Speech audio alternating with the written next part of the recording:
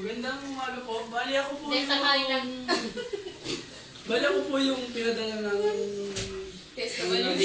Ate, dito na electrician! Huwag ka naman naman. Nag-overheat kasi yung ano.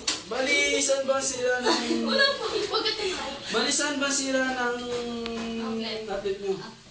Sa... Diyan o. Doon. Sabi mo. Judy, umayos ka na. Ikaw, may issue dyan. Ito. Pwede saksak to?